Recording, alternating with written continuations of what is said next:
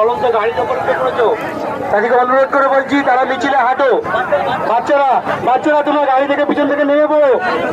তোমাকে অনুরোধ করে বলছি, হাত জোর করে বলছি, বাচ্চারা তোমরা নেমে পড়ো।